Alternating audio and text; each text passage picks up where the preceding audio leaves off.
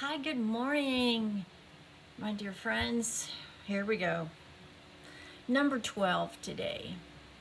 Number 12 of the failed Harris administration policies. And this one is disturbing, upsetting, and so disappointing because we owe it to the next generations to give them every opportunity that we have all had. Do you know right now in the United States, our test scores for K to 12 are so bad. They have dropped significantly in the last 4 years. Now, to be fair, the decline started in COVID because our kids could not go to school. And trying to teach your kids at home, unless you are very dedicated and have a dedicated schedule and there's no flexibility in that, it's so challenging. And I am in awe of anybody that would take on that responsibility of home education, homeschool. But that's not the main reason. Yes, it started and it's sort of trickled over, but that's not the main reason. One of the most important jobs in this world is teaching our children. And do our teachers get paid enough? No, they don't. They just do not get paid enough. And so we have really good teachers who start off, go to college, get their education, get their certificates, and start teaching, and then become so disillusioned in the system that they leave and they go find something else. So really good teachers that could truly make a difference in our next generations are leaving because we can't, as a society, figure out how to pay teachers more money. It's like police officers and probation officers and public servants that don't have a 9-to-5 job, and yet we don't pay them enough. Is it any wonder that our children have low test scores? Is it any wonder that international students come to the United States because their IQ and their test scores are so superior to those from kids here that they're taking spots away in college? Is it really any wonder? There's just not been enough work done by this administration to support the educational systems, support the teachers, support the principals and the counselors and the social workers. There's just not enough. There's not enough support, and it is a failed policy. We are failing these kids. We are not preparing them for the real world. We are not giving them every opportunity to get into a higher education system where they can thrive and graduate with honors and find fantastic careers. We are not giving that to them. We are failing. This administration has failed really almost a whole generation of kids. They're disengaged. There's not enough rules about social media in school. It's just a chronic problem. There's not enough after-school programs. There's not enough programs that keep our kids, our troubled kids, out of trouble. And they said, oh yes, this was going to be a priority. They actually campaigned on this. What have they done? Nothing. What have they improved? Nothing. How have they helped the homeschoolers?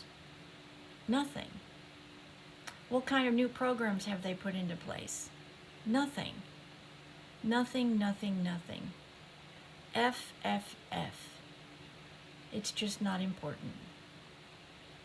It's just not important. But yet, these children are our next generation of leaders.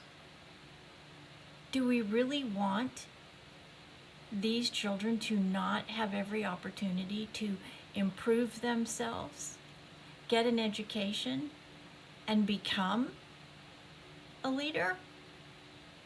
The current system has a big fat F.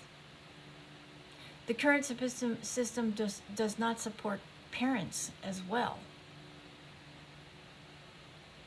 It has completely and totally disintegrated. And consequently, our teachers are not teaching. They are glorified babysitters because our teachers have become disillusioned in their jobs. Until we figure that out and we help our teachers and our counselors and our principals and those in the education system, we're just always going to be behind. All you got to do is go overseas and look at Australia for one, England, Japan, Taiwan, Korea, and so many European countries. The test scores are unbelievably higher than the scores here in the United States. And there's no excuse for that. We are the richest, most powerful country in the world. Why are our children falling behind everyone else? It's just not a priority. And the Harris administration has not done anything to help improve the situation. They have just compounded the situation. Because now all of these people are affected by the same thing that all of us in our everyday lives are affected by. Our horrible economy. Yeah, our economy affects our educational system. Our economy affects everything. Everything, as we've seen this week. So, has Harris and her administration done anything to help our children and better their education? No, she's got a big fat F, and she cannot divorce herself from it. Look at her home state and her home city. That's an example of what this leadership has done. Destroyed it. And we have got to make sure that doesn't happen to our most precious asset, our children and our next generations. Don't they deserve it? Yeah, they do. And Harris is not the one that's going to deliver that.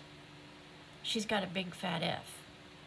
That means, you know what that means? It means she should be fired. You are fired because you have failed our education system and you have failed our children. Number 12 in the long growing list of Kamala Harris's failed administration policies, which she has been a party to for 4 years. Don't forget, she is the final vote in the Senate. Yep, she's the one. She is responsible, and we cannot allow her to continue.